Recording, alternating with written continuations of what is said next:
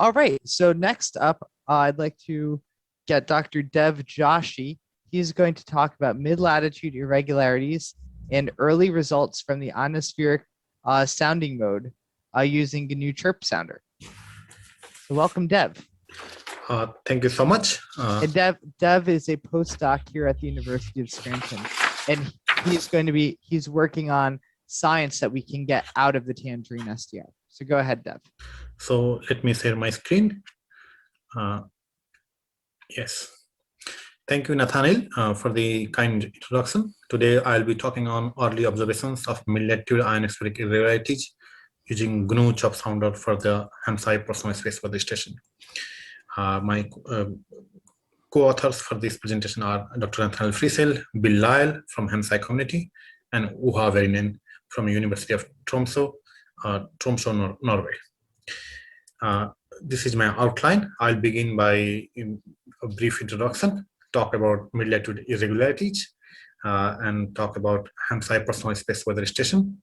I'll share my observations, results, and then I'll talk about the discussion and future work, and then I'll summarize. So what are these ionospheric irregularities? Ionospheric irregularities happen. Can you hold on 1 second, Dev? Yes, please. There is an echo coming back. Are we good? Go ahead. Keep going. Sorry. Go ahead. My fault. Please unmute.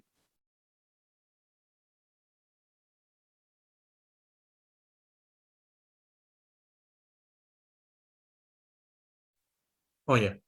Sorry, Dev. Keep going. My fault. Are we good? May I go? Yes. Yes, you're fine.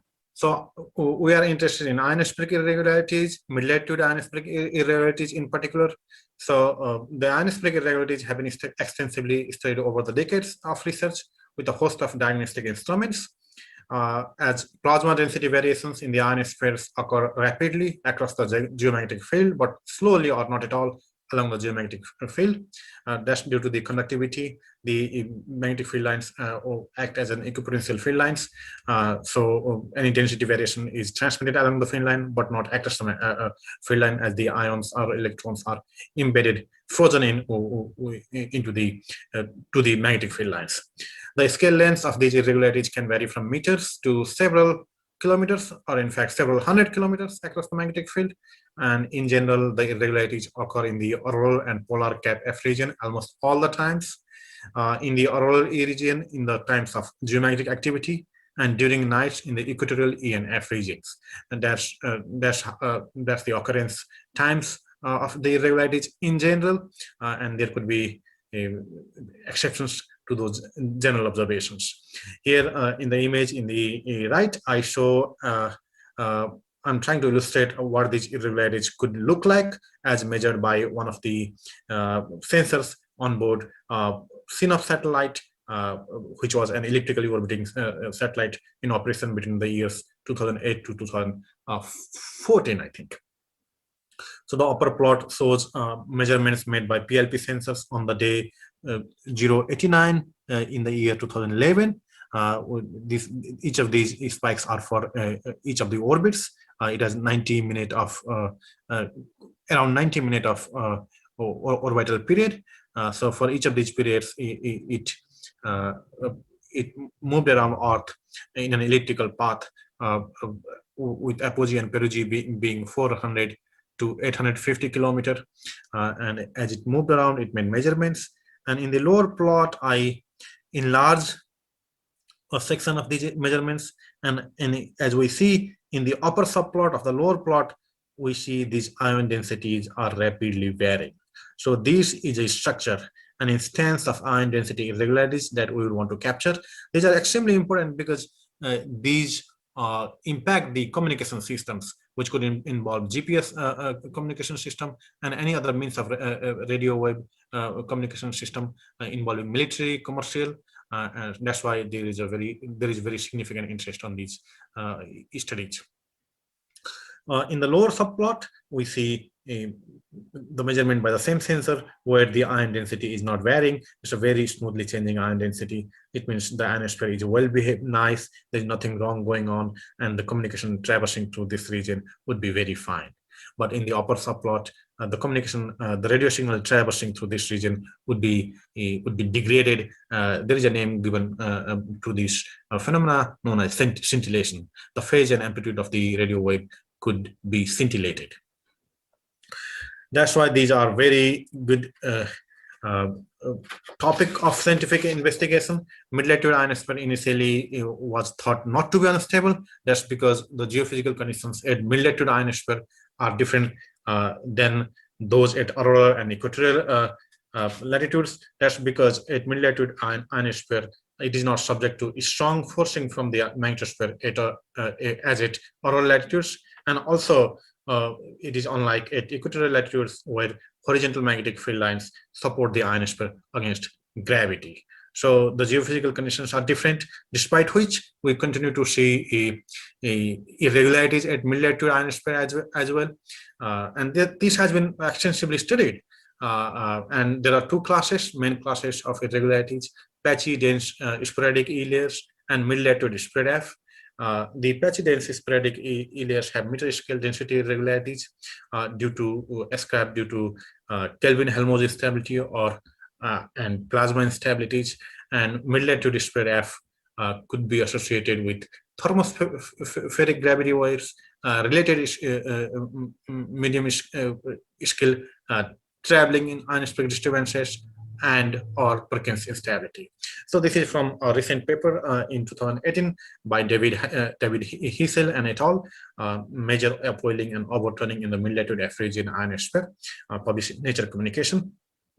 It discusses about a particular instance of irregularities penetrating higher into the top side of the ionosphere as well. So in the image in the right, I saw an ionogram with y-axis having one-way range, a distance from transmitter to receiver, and in the x-axis I have frequency, and we see for a particular frequency the reception is quite spread. So signaling that the frequency has been reflected not only from a very sharp, nice height, but multiple heights, suggesting there could be possible structures, disturbances developed in the ionosphere. So these HF reception received signals could be signatures of the disturbances in the ionosphere, and that's what we're trying to implement here at the University of Scranton with our personal space weather station. So before I share more results, let me briefly recapitulate the architecture of the PSWS. It has been said before, the very same image was shown by, I think, Scotty, but to briefly recapitulate, at the heart of the PSWS is a software-defined radio receiver with frequency coverage from approximately 100 kilohertz to 60 megahertz. This frequency is chosen because signals in the medium and high frequency bands are particularly sensitive to variations in the ionospheric state. The medium and high frequency bands are 300 kilohertz to 30 megahertz. The output of this software-defined radio is raw in-phase quadrature samples, which can then be derived into a variety of data products such as HF spectrum snapshots, Doppler shift measurements from standard stations such as WWB or CHU. It can also act as passive Ionosonde receiver. It can also receive signals from amateur radio operators, and the received signals can also be used to characterize HF noise or to detect lightnings. This could be like a variety of uses, as we said earlier. Like it's modular, it's multi-instrument station, and the instruments could be added as per the need. For example, instruments can be added in high latitude where they could add auroral camera to detect the auroras. In this image, we see antenna or GNSS discipline oscillator and TC receiver, ground magnetometer, which will provide 3-axis magnetic field measurements at a 1-second cadence with nearly 10 nanotesla resolution. And all of this will be connected to a local computer, which will have local user display, local data reduction, and sends data to central receiver. This is a project in progress, and once we finalize the local system, it will be connected to a HamSCI public database and central control system via internet, and more instruments could be added as we go, because the central objective of the Ham Radio Science Citizen Investigation Personal Space Weather Station is to develop a distributed array of ground-based multi-instrument nodes capable of remote sensing the geospace system.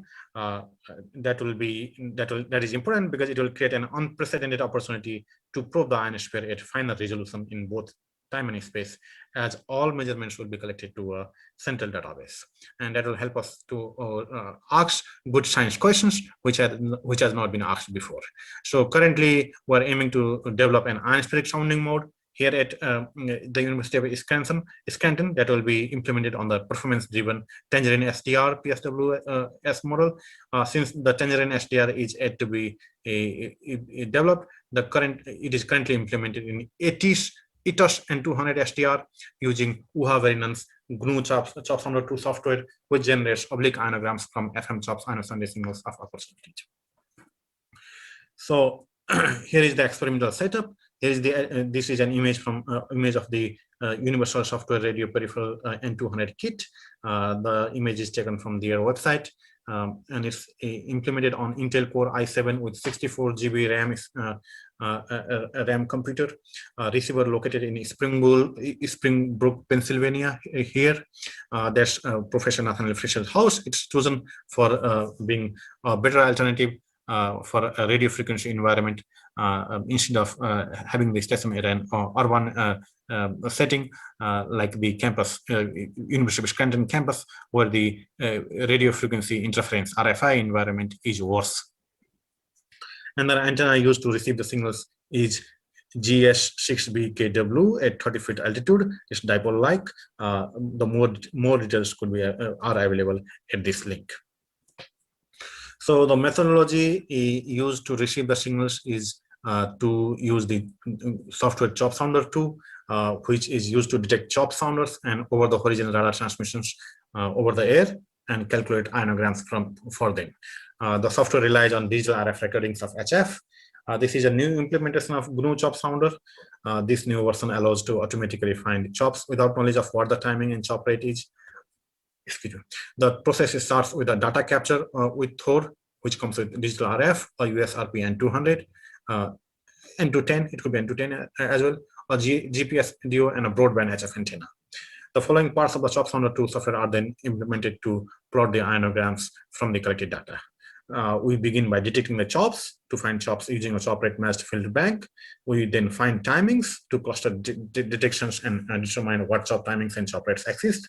Then we calculate the ionograms and we plot the ionograms. And then we analyze what signs we can derive out of those ionograms.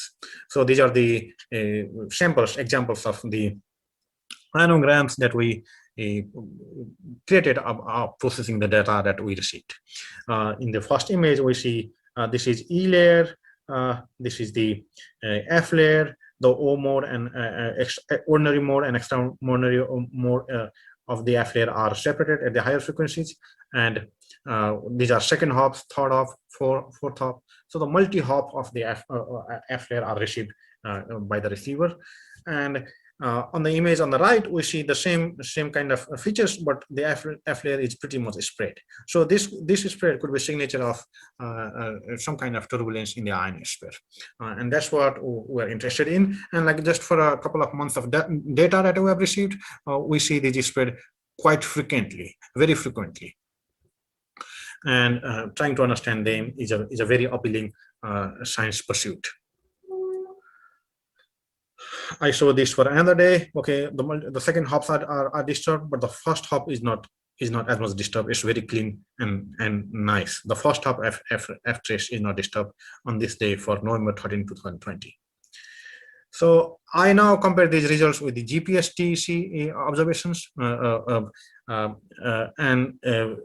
the image in the op, we see the transmitter site is Virginia, and the receiver site is Scranton,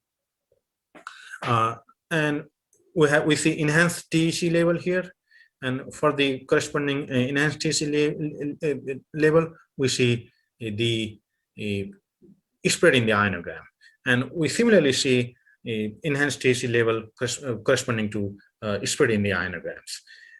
So I was susceptible to believe that okay, the GPS TEC observations are correlating well with the HF observations, but just analyzing 2 days of data, I found that not to be the case, because we have cases where when the TEC activity in the GPS map is very high, we can have at the very same time we can have a spread F, or F layer trace very sharp or dim in the HF observations. This is 1655 UT, 1655 UT same time, and which is 1155 local time.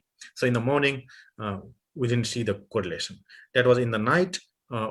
We see correlation. It was like one local time in the morning, like around 2 in the morning. So we see correlation here, and we didn't see correlation here. This is for 2 days, January 7 and January 8. So we see both instances of correlation and anti-correlation. So I'm new to the field. Before this, I had worked in equatorial ionospheric irregularities.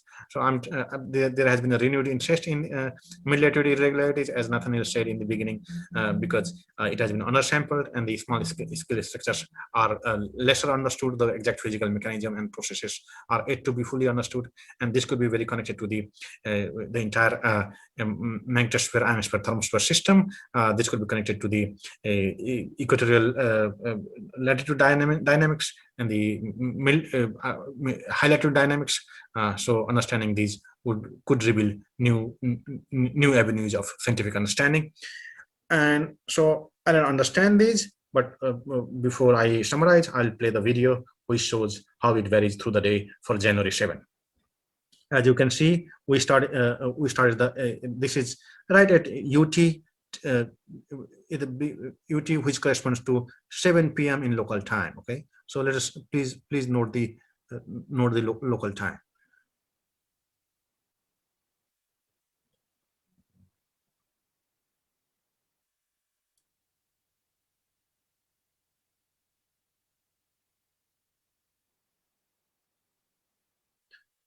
I'm surprised. Okay, so just look at the lower of these. So I don't know. Okay, so this is at 5 a.m. in the local time. So we had correlation, and as we go along, we see a high TC here, but very low spread. Okay, so we have both instances of correlation and anti-correlation in the video. Let me try to play. Okay, so this is January 8.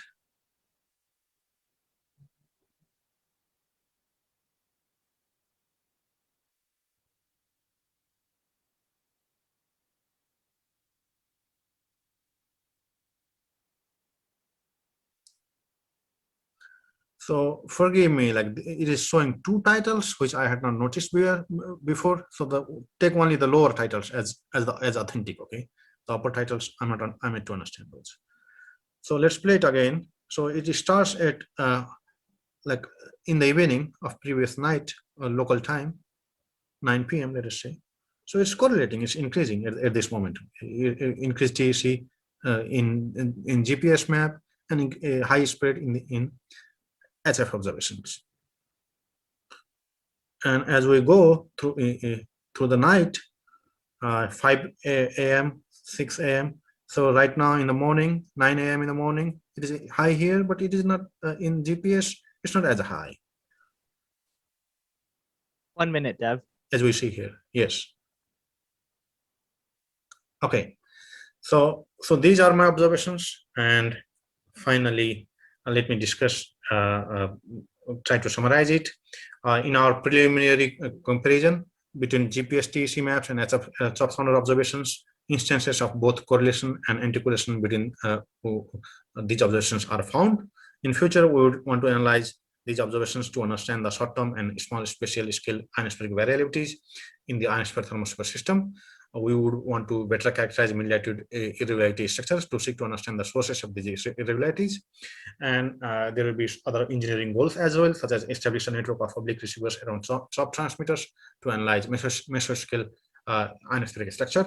And we would want to develop techniques for triangulating ionosonde transmitter locations using PSWS network. Let me summarize finally. HamSCI PSWS is a distributed array of small instrument project for making a geospace and ionospheric measurements for both citizen scientists and the professional research community. FM CHOP sounders are widely distributed around the world and serve as a signal of opportunity for the generation of oblique ionograms using PSWS hardware. We have implemented a proof of concept receiver station using GNU CHOP sounder 2 software by Uha Verinen. The GPS-TEC based observations both correlate and anti-correlate with the HF receiver observations in our very preliminary investigation. These are early results, so we need to work a little more to be confirmed about where this could be going. We would acknowledge the support of NSF grant AGS 2002278, AGS 1932997, and AGS 1932972. And GPS CHOP sounder 2 is available from this GitHub page of Uha Verinen. And the GNSS data used in this study is provided by the Millstone Hill GEO Space Facility under NSF grant AGS 1952737. These are my reference. Thank you. Thank you so much, Dev. Really appreciate it. That was an excellent talk.